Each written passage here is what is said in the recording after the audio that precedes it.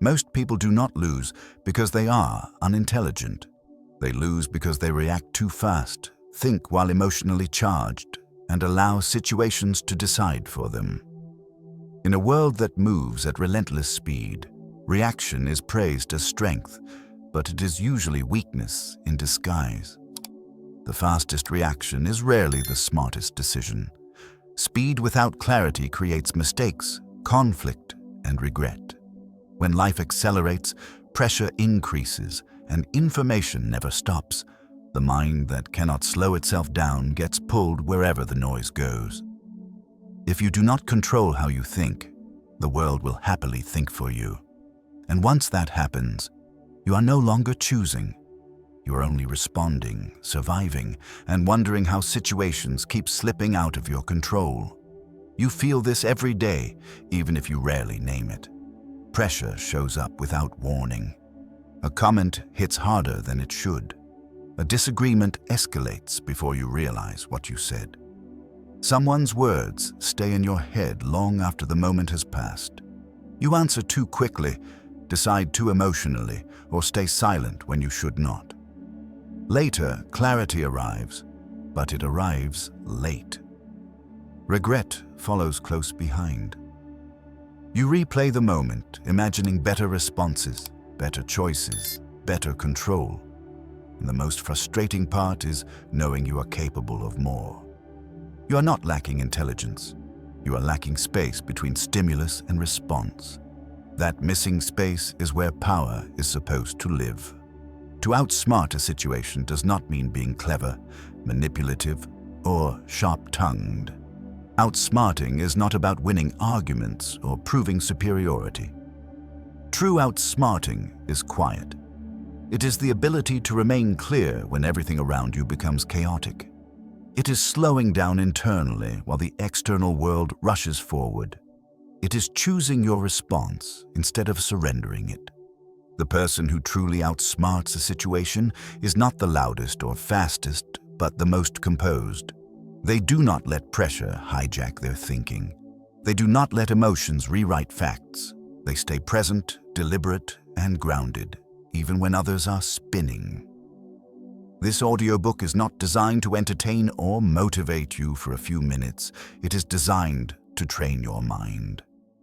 Over the next 8 chapters, you will learn how to think clearly under pressure, how to control your first reaction, and how to make decisions without regret. Each chapter focuses on one core mental skill, from separating emotion from reality to acting decisively without panic. These are not talents reserved for a gifted few. They are trainable skills built through awareness, repetition, and discipline. Thinking clearly is not a personality trait. It is a practice, and practice changes everything. This journey asks for honesty and patience.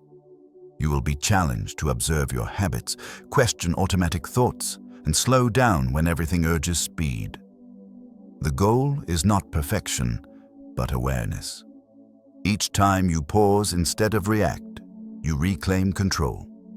Each time you choose clarity over impulse, you strengthen your mind. With repetition, these moments compound, turning pressure into training and confusion into direction. Over time, this discipline reshapes how you face uncertainty, conflict, and decisions, even when outcomes remain unclear ahead. If you can think clearly under pressure, you can handle anything. In the next chapter, we begin with the most important skill of all, learning how to control your first reaction before it controls you. Chapter 1. Control your first reaction before it controls you. Your first reaction is almost never your best thinking. It is fast, emotional, automatic, and designed to protect you, not to guide you wisely. In the first moments of any situation, your brain is not searching for truth, accuracy, or long-term outcomes. It is searching for relief. Relief from tension, embarrassment, threat, or uncertainty. That is why people interrupt before listening, defend themselves before understanding, and make choices before seeing the full picture. This reaction feels natural and urgent, yet it quietly undermines clarity. When you react instantly, you surrender control to instinct. Instinct is ancient. It cares about survival, not strategy. And when instinct leads, sharp thinking disappears. Those first 3 seconds are where most mistakes are born. Something happens, and emotion rises before thought has time to form. The body responds immediately. Heart rate increases. Muscles tighten. Attention narrows. Your mind tells a simple story. Act now. Protect yourself. Fix this quickly. In that state, logic is muted and perspective collapses. This is why people send messages they regret, say words they cannot take back, and commit to decisions that feel wrong the very next day. The sequence is predictable. Emotion triggers reaction. Reaction creates consequences. The problem is not emotion itself. Emotion is human. The problem is allowing emotion to command your behavior without question. Clear thinkers understand one principle deeply. The pause is power, not silence, not avoidance, but a deliberate pause. The pause interrupts the automatic chain between stimulus and response. It creates space, and space restores choice. In that brief moment of delay, you move from being driven to being deliberate. Even a few seconds can completely alter the direction of an interaction. A pause allows the emotional surge to peak and pass instead of spilling into action. It allows the thinking mind to return. Without that pause, you are not responding to reality. You are responding to a feeling about reality, and feelings are temporary. Consequences are not. Learning to pause is a skill, not a personality trait. It begins with awareness. When you feel the urge to react, that urgency itself is the signal to slow down. The first technique is simple restraint. Stop for 3 to 5 seconds. Do nothing. Say nothing. Let the impulse exist without obeying it. The second technique is controlled breathing. Inhale slowly through your nose. Exhale longer than you inhale. This calms the nervous system and reduces the false sense of emergency. The third technique is observation. Watch your thoughts instead of believing them immediately. Notice the language they use. Notice how certain they sound. Observation weakens impulse because it creates distance. Most impulsive reactions feel logical in the moment because emotion disguises itself as reasoning. The mind constructs a story instantly. You are being disrespected. You must respond now. If you hesitate, you lose. These thoughts arrive quickly and confidently, but speed is not accuracy. When you pause and observe, you begin to see the story instead of living inside it. You notice exaggeration and assumption. You notice how emotion sharpens language and narrows options. This awareness gives you back agency. Instead of asking how to react, you ask how to respond. The difference is everything. Controlling your first reaction does not make you weak, passive, or slow. It makes you precise. You choose your timing instead of being rushed. You choose your words instead of blurting them out. You choose silence when speaking would cost you more than it gains. People who lack this skill are easy to predict. They are easy to provoke and easy to manipulate. A raised voice, a sharp comment, or artificial urgency is enough to push them into mistakes. People who master this skill become difficult to control. They do not rush when others panic. They do not escalate when others push. Their calm changes the atmosphere of the situation itself. Over time, this composure builds quiet authority. Others feel it even if they cannot explain it. Conversations slow down around you. Conflicts soften. You are no longer dragged into unnecessary battles. Decisions improve because they are no longer emotional guesses. You begin to see options that were invisible before because emotion had narrowed your focus.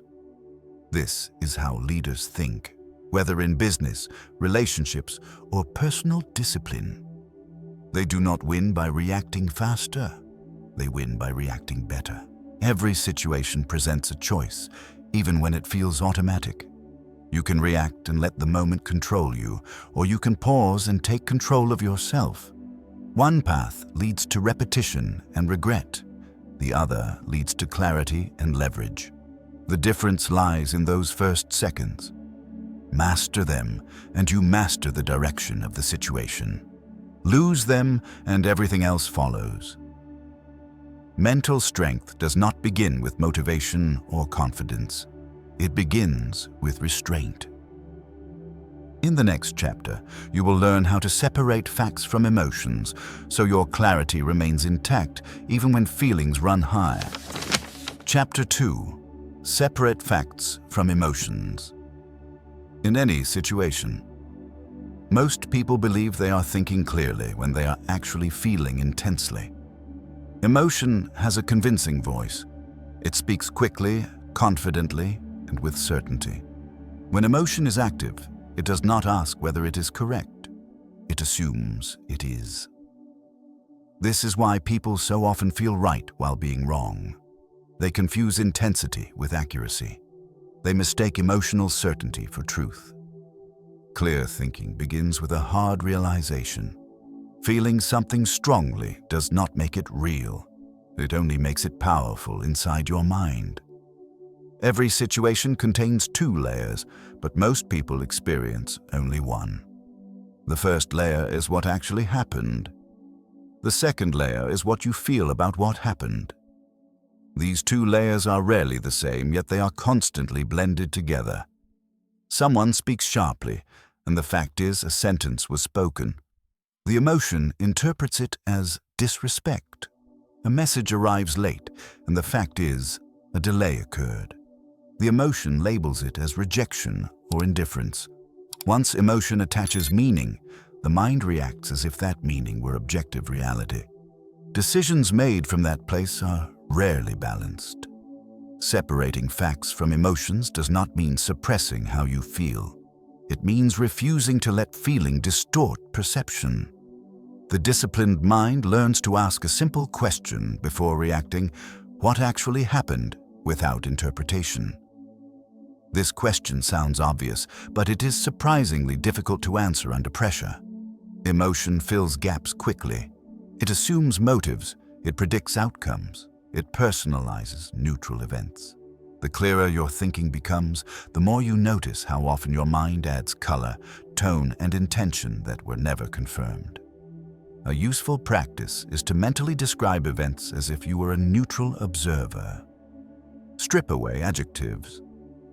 Remove judgment. Replace assumptions with descriptions. Instead of saying, "they embarrassed me," say, "they disagreed with me in front of others." Instead of, "this situation is unfair," say, "this outcome was not what I expected." This shift does not deny emotion, but it prevents emotion from rewriting the facts. When facts are clean, responses become cleaner as well. The second question follows naturally. What am I feeling about this? This question brings honesty without surrender. You might feel angry, anxious, disappointed, or threatened. Naming the emotion weakens its unconscious influence. When emotion stays unnamed, it drives behavior quietly. When it is acknowledged, it becomes information instead of command. You stop being pushed from behind and start observing from the front. This awareness creates space to choose how much authority the emotion deserves. Conflict is where this skill matters most. In arguments, people rarely disagree about facts alone. They disagree about meanings layered on top of facts. One person feels ignored, another feels attacked. Each reacts to an emotional story rather than the shared event. When you can separate what was said from how it felt, you gain leverage. You listen better. You respond slower. You stop escalating tension that was fueled by misunderstanding. Calm responses often disarm emotional situations because they refuse to participate in distortion. In professional environments, the ability to separate facts from emotions is a quiet advantage. Pressure, deadlines, and competition amplify emotional thinking. Feedback feels personal. Setbacks feel catastrophic. When emotions dominate, people rush decisions, defend weak positions, or abandon good strategies too early. The clear thinker steps back and asks factual questions. What is the actual problem? What data is available? What part of this reaction is emotional noise? This approach does not remove stress, but it prevents stress from hijacking judgment. Social pressure is another arena where emotional distortion thrives. Approval, comparison, and fear of exclusion shape perception. A comment online feels like an attack. Silence feels like rejection. The mind fills empty space with negative meaning. Separating facts restores balance. A comment is just a comment. Silence is just silence. Meaning is something you assign, not something guaranteed. When you recognize this, you stop giving unnecessary power to external opinions. This skill improves with repetition. Each time you pause and separate facts from feelings, you strengthen mental clarity. You respond with intention instead of impulse. Over time, this discipline reshapes how you experience situations. Emotions still arise, but they no longer control direction. You remain grounded even when circumstances are unclear. Clear thinking is not the absence of emotion. It is the presence of perspective. In the next chapter, you will learn how to expand that perspective further by thinking in systems instead of reacting in panic. Chapter 3. Think in systems, not in panic. Panic thinking is fast, loud, and demanding. It creates the feeling that something must be done immediately, even when the situation does not truly require speed. System thinking is slower, quieter, and far less dramatic. It asks you to pause, observe, and understand before you act. Most people default to panic thinking not because they are weak, but because the human brain is wired to reduce discomfort as quickly as possible. When pressure appears, uncertainty feels dangerous. The mind looks for the fastest way to escape that discomfort. Unfortunately, the fastest response is rarely the smartest one. Panic thinking focuses on what is directly in front of you. A problem appears, and the mind immediately asks how to make it go away.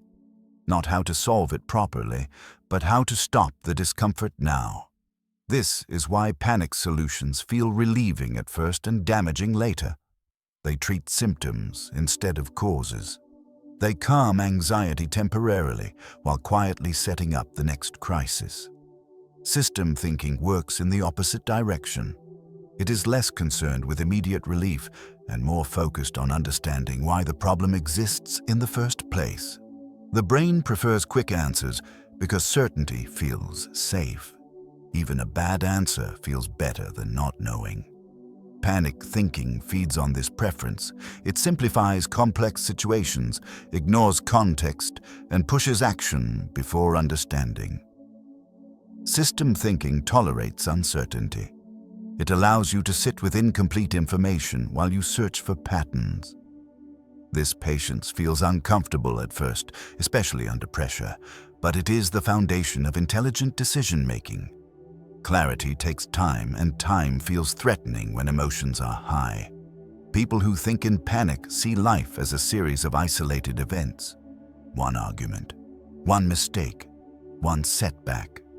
They respond to each event separately, never noticing how often the same patterns repeat. System thinkers see outcomes instead of moments. They understand that most problems are not sudden accidents. They are the result of systems, habits, incentives, and repeated behaviors interacting over time. When you react only to the surface event, you remain trapped in repetition. When you see the system, you gain leverage. Looking for root causes requires a shift in mindset. Instead of asking who caused this, you ask what conditions allowed this to happen. Instead of asking how to fix this now, you ask what needs to change so it stops happening later. This approach removes emotional charge and replaces it with curiosity. Blame narrows thinking. Curiosity expands it. When you focus on structure instead of fault, you stop fighting people and start redesigning processes. This is how real progress begins. Every system is built from chains of action and consequence. One decision leads to another. One habit reinforces the next. Panic thinking sees only the first link in the chain. System thinking follows the chain forward. If I respond this way, what happens next? How does this affect expectations, trust, and future behavior? What problem does this solve today? And what problem might it create tomorrow? These questions slow you down, but they protect you from short-sighted choices that feel good now and cost you later. A powerful way to access system thinking is the practice of stepping back and zooming out. Stepping back means creating distance from your emotional position inside the situation. Zooming out means widening your perspective to see the broader context. Instead of being inside the problem, you observe it from above. You imagine yourself as an outside analyst watching patterns unfold. This change in perspective reduces urgency and restores proportion. What felt overwhelming up close often looks manageable when viewed from a wider angle. When you step back, panic loses its grip. When you zoom out, structure becomes visible. You begin to see how time, repetition, and behavior interact. You notice which actions actually move things forward and which ones only create motion without progress. This perspective allows you to focus effort where it matters most. System thinking is not about doing more.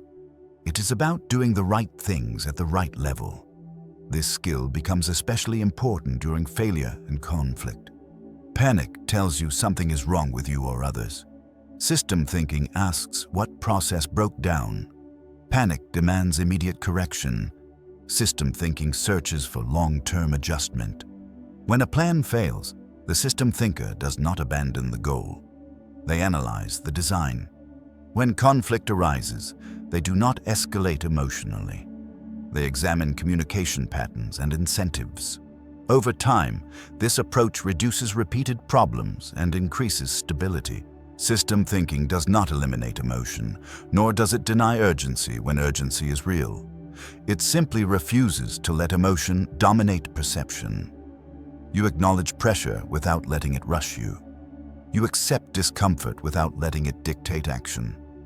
With practice, this way of thinking becomes instinctive.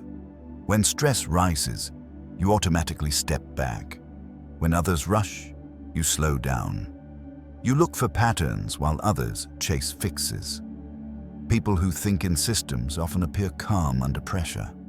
This is not because they care less, but because they see more. They understand that most situations are not emergencies, even when they feel intense. They recognize recurring structures where others see chaos. They solve fewer problems, but the problems they solve stay solved.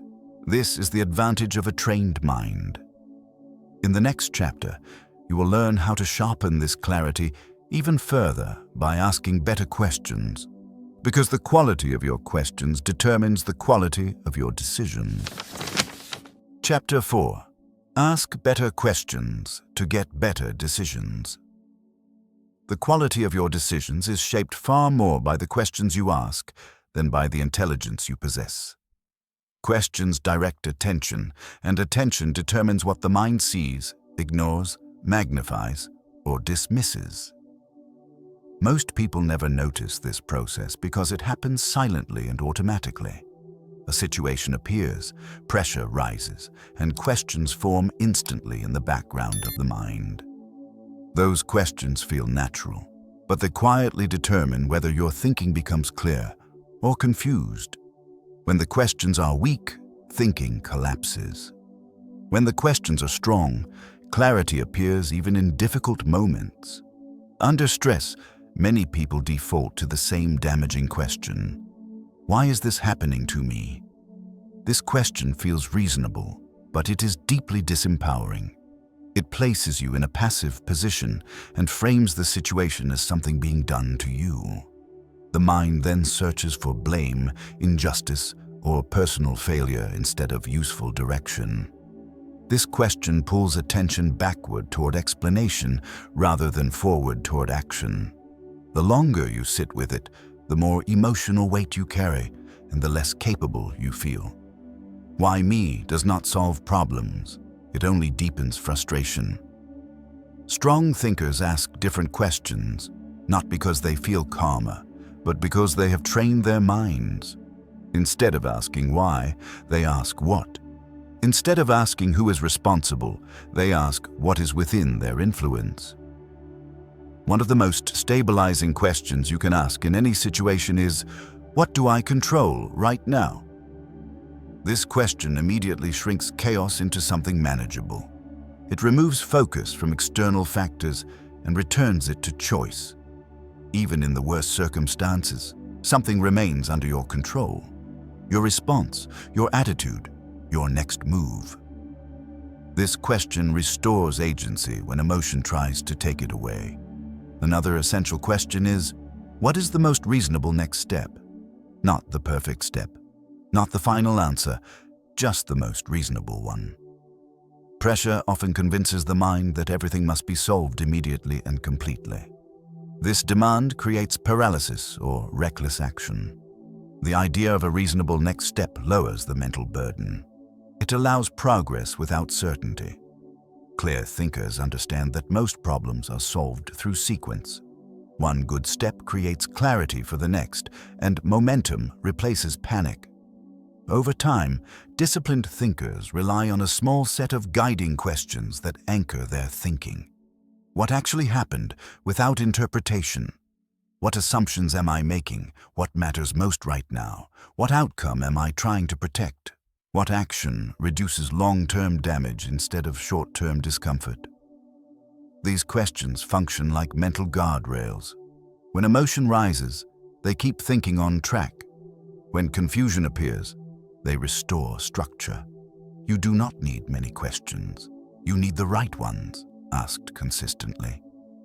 Criticism is one of the clearest tests of questioning discipline. When criticized, weak questions appear immediately. Why are they attacking me? Why do people always misunderstand me? These questions trigger defensiveness and emotional shutdown. Strong questions create space instead of tension. Is there any factual information here? What part of this is opinion? How can I respond without losing self-respect? These questions allow you to extract value without surrendering composure. You remain calm, not because criticism stops, but because your thinking stays clear. Difficult choices reveal the same pattern.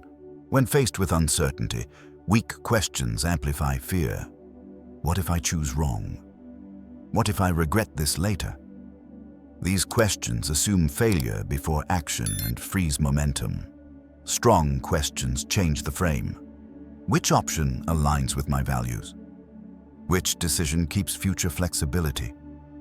What choice would I respect myself for making even if it fails?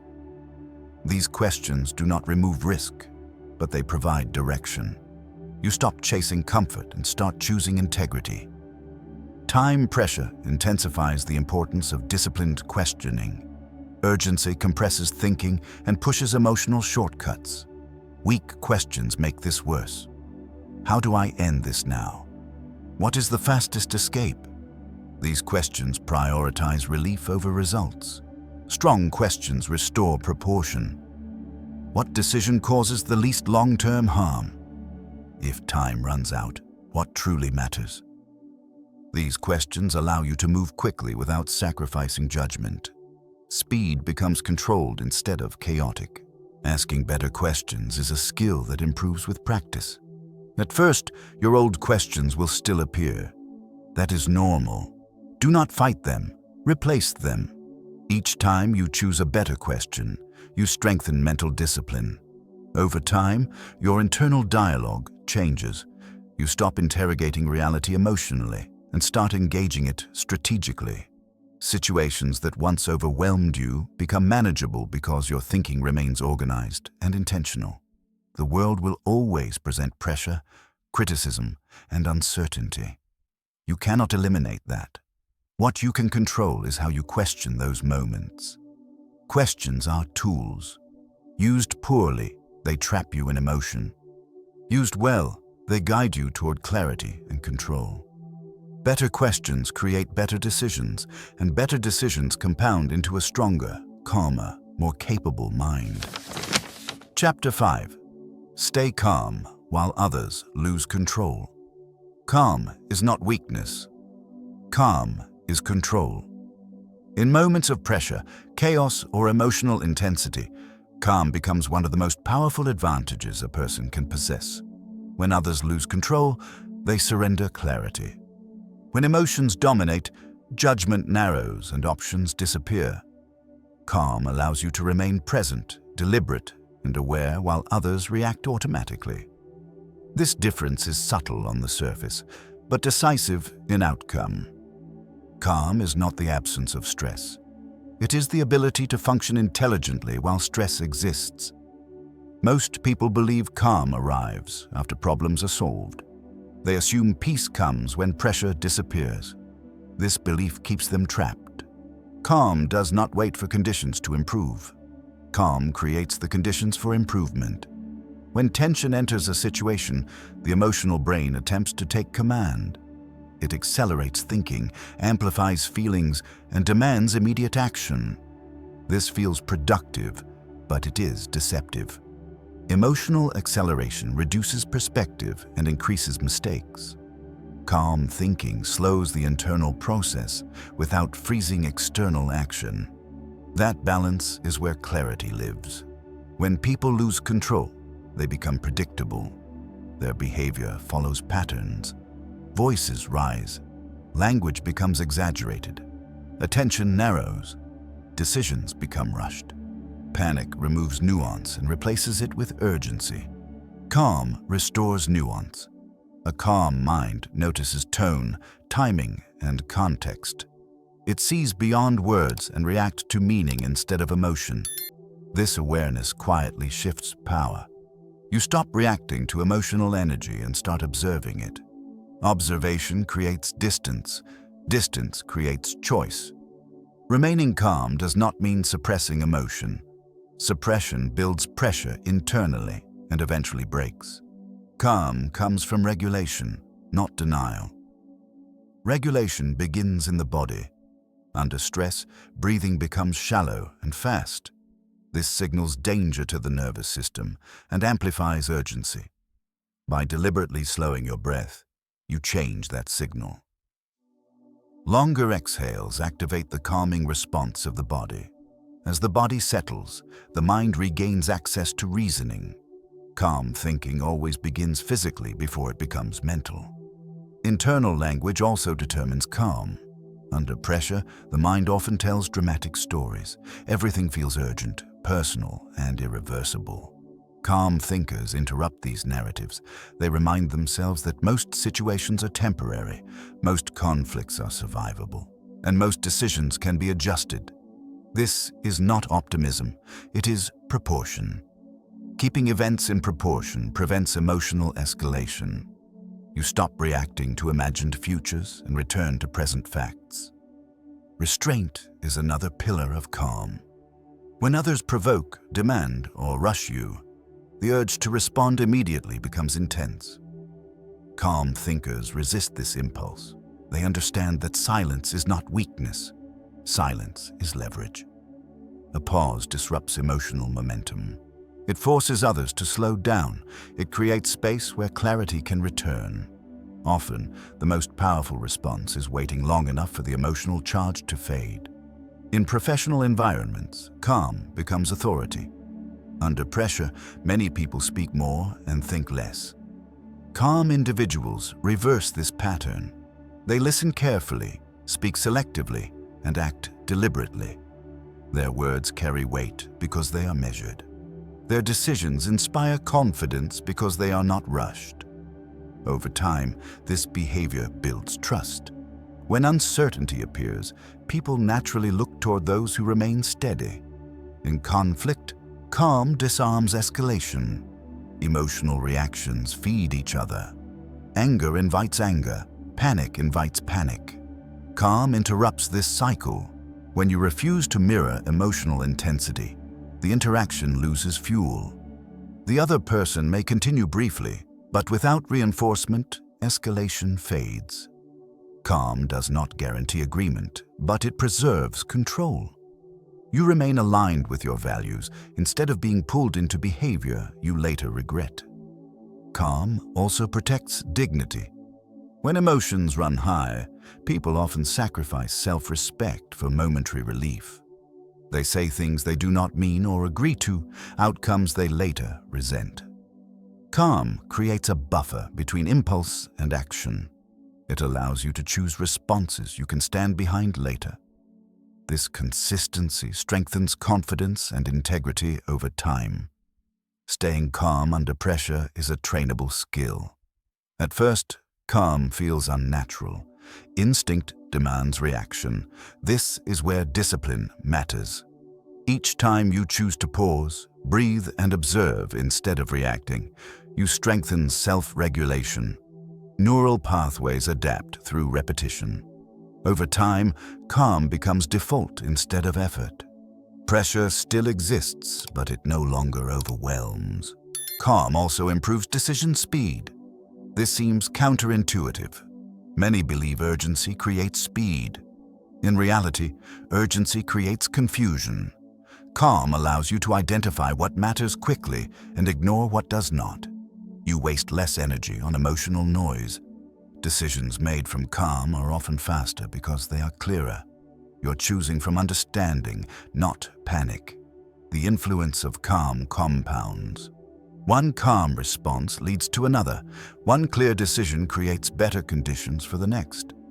Eventually, others associate you with stability. Situations around you become less chaotic because your presence influences the environment. Calm is contagious, just as panic is. When you remain steady, others often follow. Staying calm does not mean avoiding action. It means acting from clarity instead of impulse.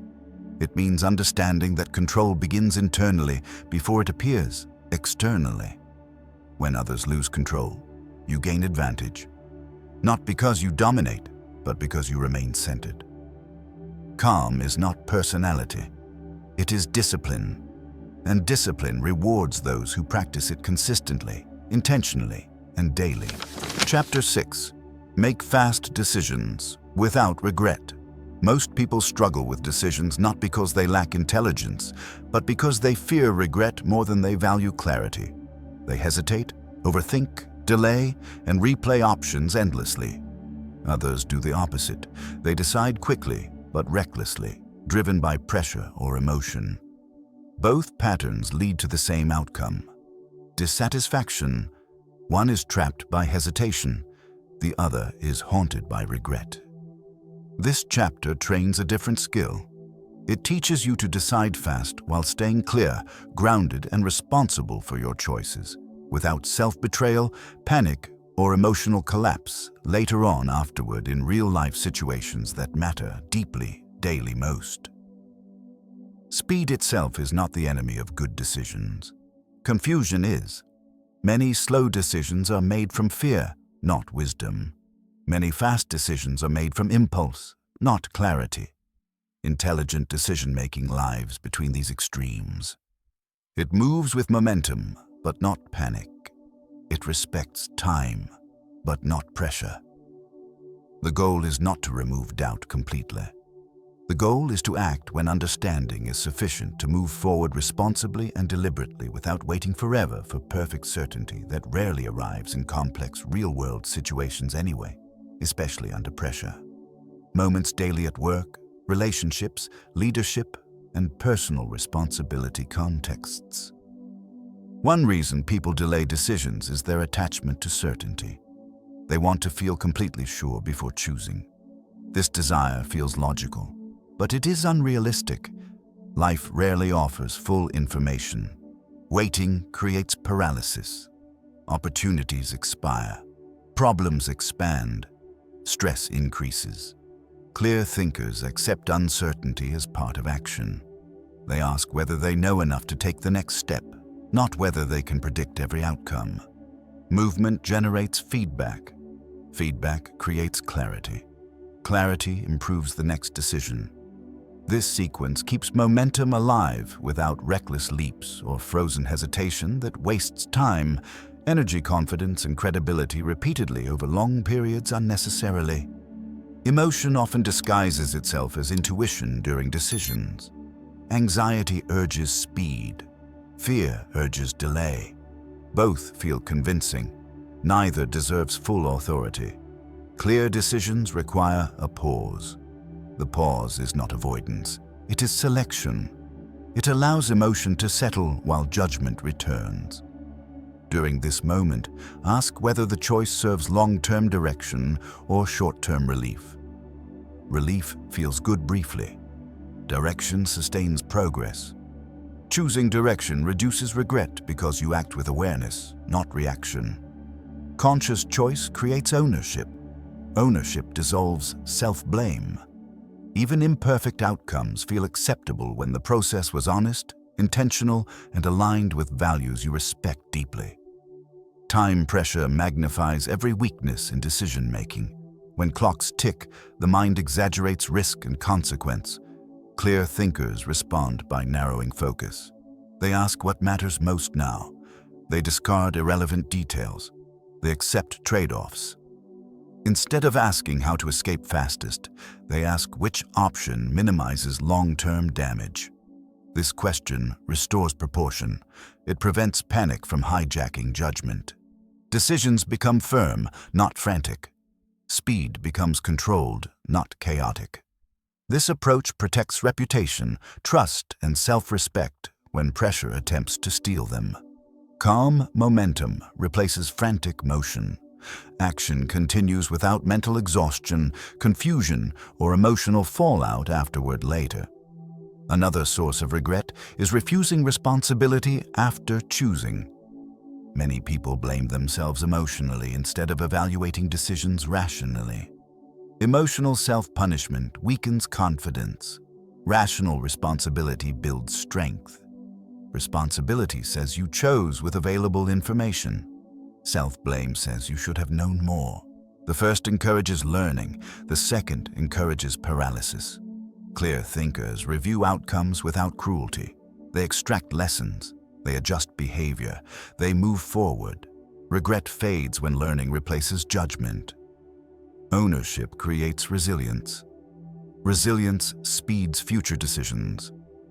Each experience becomes data, not damage. This mindset transforms mistakes into training instead of wounds that slow action and distort future judgment unnecessarily. Values play a critical role in regret-free decisions. Choices made for comfort often generate regret. Choices made for alignment generate growth. Ask whether a decision reflects who you intend to become. Values act as internal compasses. When decisions follow them, outcomes hurt less. Even failure feels honorable. When decisions violate values, success still feels empty. Alignment creates coherence. Coherence builds confidence. Confidence reduces hesitation. This internal consistency allows you to decide faster without internal conflict. You stop negotiating with fear. You choose once and move forward. Regret loses leverage because the decision matches your standards, not temporary emotion or pressure.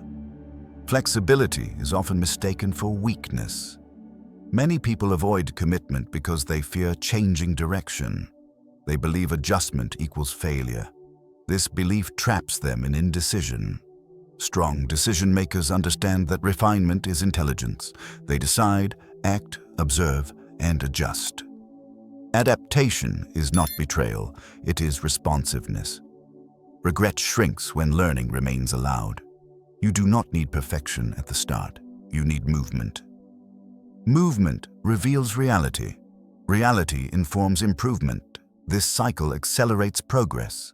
Decisions feel lighter because they are not permanent prisons. They are informed steps forward taken with courage, humility, and awareness instead of fear, rigidity, or pride. Confidence grows when you trust your ability to handle outcomes. This trust reduces hesitation. It emerges from repeated conscious decisions. Each clean choice reinforces belief in your judgment. You stop fearing mistakes. You stop fearing outcomes. You focus on execution. Over time, decisiveness becomes natural. You act without anxiety. You respond without panic. Pressure loses intimidation. Time loses control. You recognize that clarity matters more than certainty. Certainty is rare. Clarity is trained. This realization changes everything. You move through uncertainty with composure. You decide with calm. Regret fades because confusion is gone. Confidence replaces fear. Action replaces avoidance completely. Making fast decisions without regret is discipline, not talent. It requires pausing, framing, choosing, and owning. It rejects panic and perfection. It accepts responsibility and uncertainty. When practiced consistently, this discipline creates momentum. Momentum builds trust. Trust builds leadership. You stop waiting for perfect moments. You act with intention. Pressure no longer controls you. Time no longer frightens you. You move forward knowing that clean decisions create strong foundations. Regret dissolves because clarity guided action. This is how minds operate under pressure. They decide quickly, responsibly, and consciously, then adapt with intelligence instead of self-attack. Discipline turns choice into power. Chapter 7. Outsmart People. Without arguing or explaining. Most people believe strength in interaction comes from winning arguments, proving points, or explaining themselves clearly. This belief causes endless conflict, wasted energy, and damaged relationships. Arguing feels powerful in the moment, but it often weakens position long-term. Explanation feels responsible, but it frequently invites more resistance. Truly intelligent people understand a deeper truth. The need to argue or explain usually signals loss of control.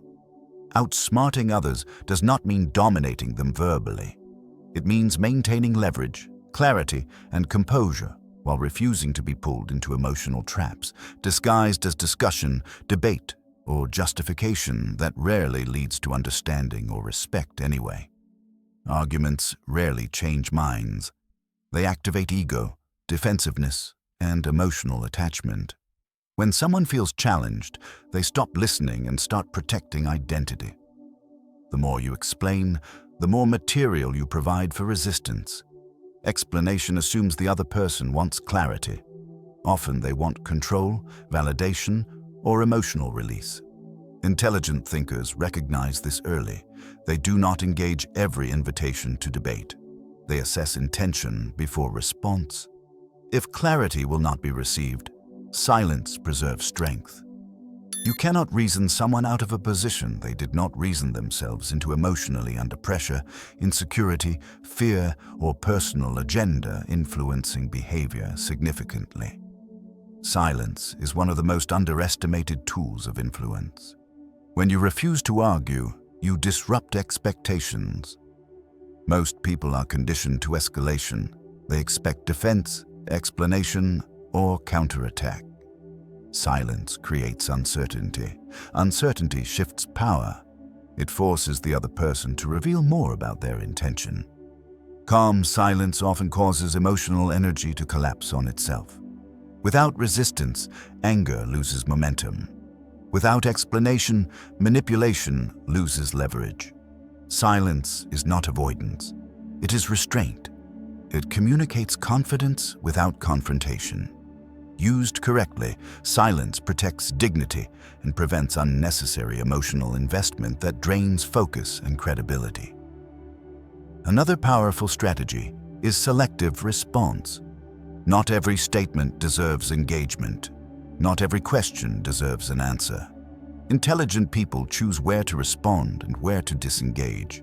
They answer substance, not tone. They address facts, not accusations. This selectivity prevents emotional hijacking. When you respond only to what matters, you guide the interaction instead of being dragged by it.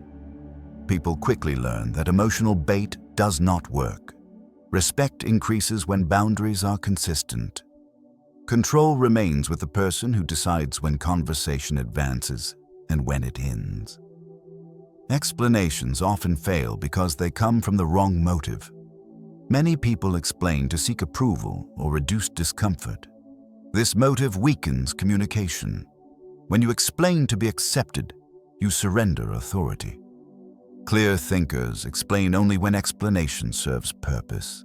They ask themselves whether explanation will clarify action or simply soothe anxiety. If it is the latter, silence is stronger. You do not owe everyone access to your reasoning. You owe yourself alignment with your values and objectives. Explanation should be a tool, not a reflex driven by insecurity. Emotional manipulation thrives on reaction. Guilt, urgency, and provocation are used to force engagement. When you argue or over-explain, you validate the manipulation. Outsmarting requires recognition. When pressure is artificial, slow down. When urgency feels emotional, pause. When someone demands justification aggressively, ask yourself whether compliance serves you. Calm refusal often dissolves manipulation faster than confrontation. "I hear you" is not agreement. "I'll think about it" is not weakness. These responses maintain composure while denying emotional control. In professional settings, this skill is invaluable. Meetings, negotiations, and feedback sessions often contain hidden power dynamics. Those who argue loudly reveal insecurity. Those who explain excessively reveal uncertainty. Calm, concise responses signal confidence. When challenged unfairly, intelligent professionals redirect conversation to objectives. They avoid defending ego. They focus on outcomes. This approach preserves credibility and influence. Over time, people learn that emotional pressure does not move you. They adjust behavior accordingly. Influence grows quietly, without drama, because it is rooted in consistency and restraint. Relationships improve when arguing is replaced with clarity. Constant explanation breeds resentment. Calm boundaries build respect. When you refuse to argue emotionally, you encourage healthier communication. You model stability. You reduce cycles of escalation. Outsmarting does not mean outmaneuvering loved ones. It means refusing to engage in patterns that damage trust. Calm presence de-escalates conflict and invites reason. You protect the relationship by protecting your own emotional regulation and standards of interaction consistently over time. Outsmarting people without arguing also requires self-control. Ego often demands expression. Silence can feel uncomfortable. Restraint feels unnatural initially. This discomfort is the price of discipline. Over time, restraint becomes strength. You learn that not every thought needs voice. Not every emotion needs expression. Power grows when you choose response instead of reaction. Others may mistake this for indifference at first. Eventually, they recognize it as stability. Stability commands respect more effectively than forceful persuasion or endless justification. Mastering this skill transforms how you move through social environments. You conserve energy. You avoid unnecessary conflict. You maintain authority without aggression. Outsmarting is not about winning exchanges. It is about controlling engagement. When you stop arguing and over-explaining, you stop bleeding influence. You become deliberate. You speak when it matters.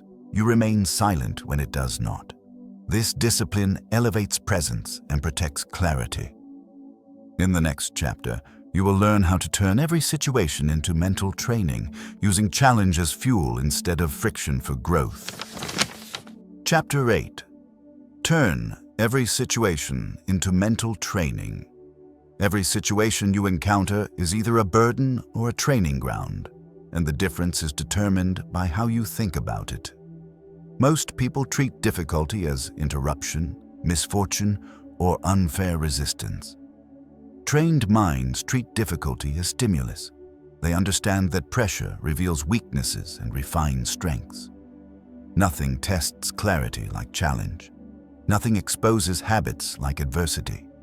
When you see situations as training, frustration becomes feedback. Obstacles become information. You stop asking how to escape and start asking how to adapt. This shift transforms life into continuous preparation, where every interaction, setback, and unexpected event strengthens mental capacity continually. Most people wait for ideal conditions to improve themselves, but ideal conditions rarely arrive. Growth happens inside resistance, not comfort. When life becomes difficult, the untrained mind complains, resists, and searches for relief. The trained mind observes, adjusts, and extracts lessons. This difference defines long-term outcomes. One mindset weakens under pressure, the other sharpens. Training does not require dramatic events. Small daily irritations are enough. Delays, criticism, boredom, and uncertainty all provide opportunities to practice patience, clarity, and restraint if you approach them intentionally. Consistent exposure builds resilience faster than rare extremes ever could over time, daily, consistently now. To turn situations into training, you must change your default questions. Instead of asking why something is happening, ask what it is teaching. Instead of asking how to avoid discomfort, ask how to handle it better. This reframing shifts attention from emotion to skill. Every challenge highlights a capacity you can strengthen. Stress trains composure. Conflict trains communication. Uncertainty trains decision-making. Repetition builds mastery. When you consistently interpret difficulty as instruction, you stop feeling targeted by life and start feeling prepared by it. That mindset compounds power quietly through experience over time without resistance or complaint patterns forming discipline.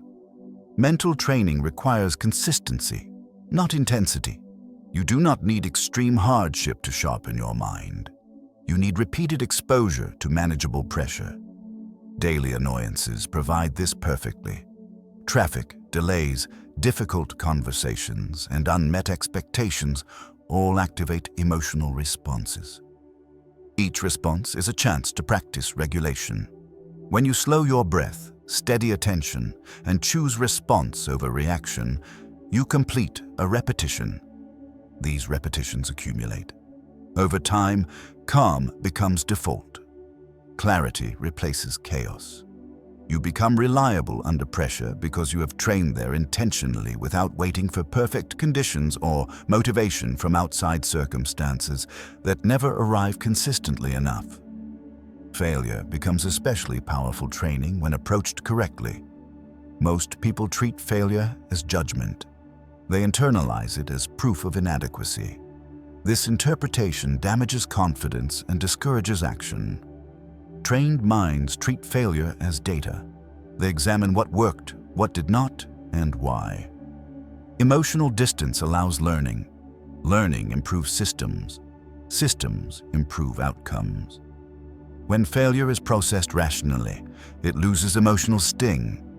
You recover faster, adjust faster, and move forward stronger. Each failure then contributes to progress instead of reinforcing fear or avoidance. This approach builds courage through repetition and reflection without self-attack cycles or identity collapse after setbacks.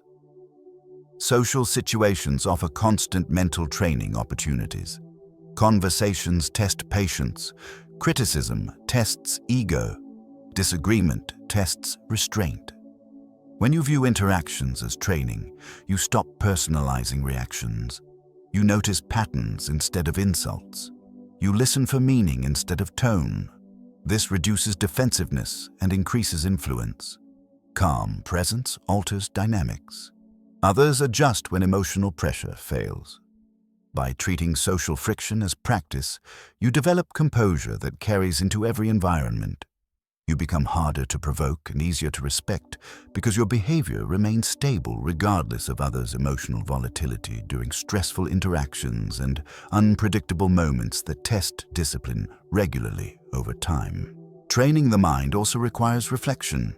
Without reflection, experience does not convert into growth. Reflection turns events into lessons. At the end of each day, review moments of pressure. Ask what triggered emotion, how you responded, and what you would adjust next time. This process reinforces awareness. Awareness improves choice. Choice improves outcomes. Reflection does not mean rumination. It is brief, objective, and forward-focused. When practiced consistently, reflection accelerates learning and prevents repeating the same mistakes unconsciously.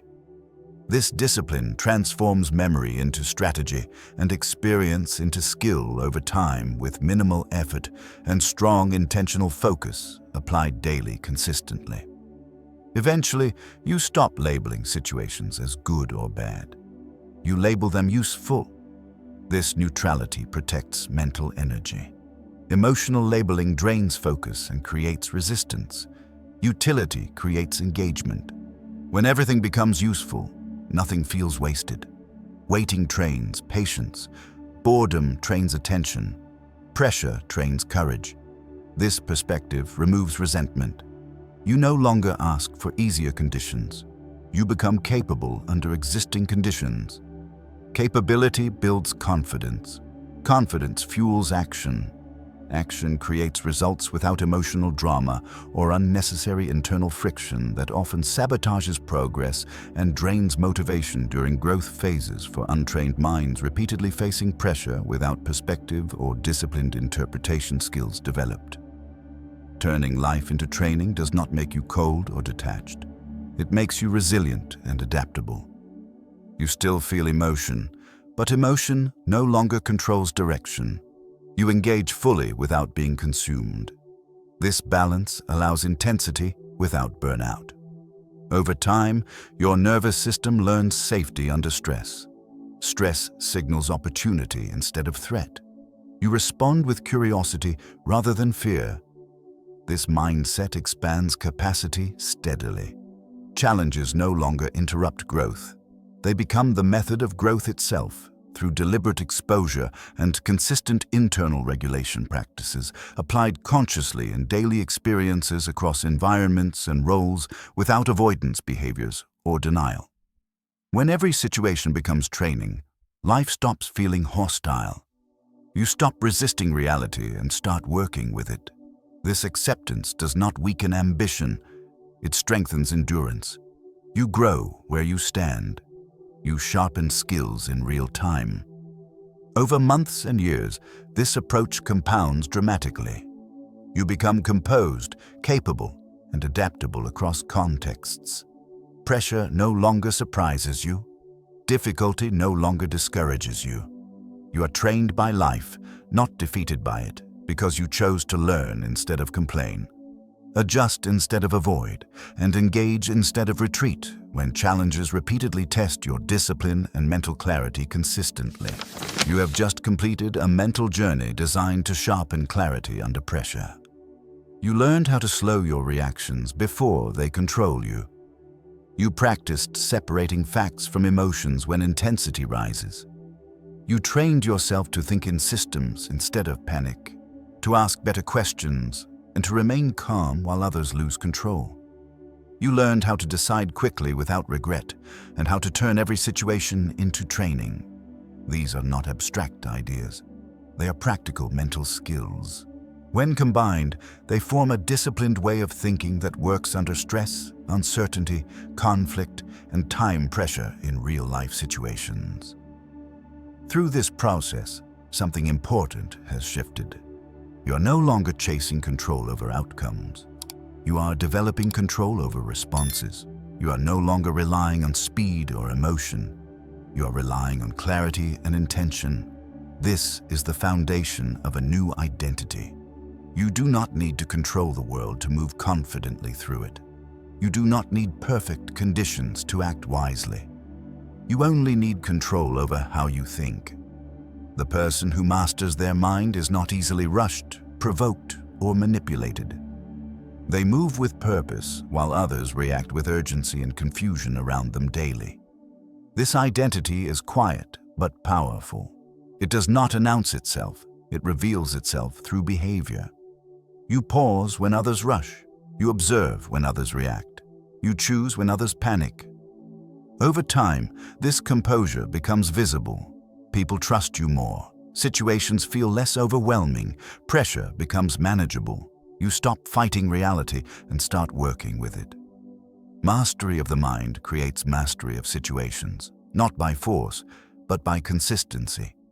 This is not about being emotionless. It is about being directed. Your thoughts no longer scatter under pressure. They align, simplify, and support deliberate action forward. Now comes practice. Over the next 72 hours, apply what you have learned intentionally. On day 1, focus only on stopping before reacting. Pause when emotion rises. Breathe. Create space. On day 2, practice separating facts from feelings. Ask what actually happened and what you are adding emotionally. On day 3, make one conscious decision using clarity instead of impulse. These are small actions, but they compound quickly. 3 days of discipline begin rewiring how you respond. Awareness becomes habit. Habit becomes identity through repetition. You do not need to change everything at once. You only need to repeat what works. Each moment of clarity strengthens the next. Each calm response builds confidence. Each conscious decision reduces regret. This is how mental strength is built, quietly and steadily. You are training a mind that remains clear when life is loud. You are becoming someone who thinks well under pressure. That ability will follow you into every area of life, improving outcomes without forcing effort or drama unnecessarily. You do not need a smarter world, you need a clearer mind. Thank you for investing this time in your mental discipline. If this audiobook resonated with you, continue practicing, revisit these ideas, and carry them into daily life. Growth does not end here. It begins with repetition. Stay committed to clarity and return whenever you need to sharpen your focus again.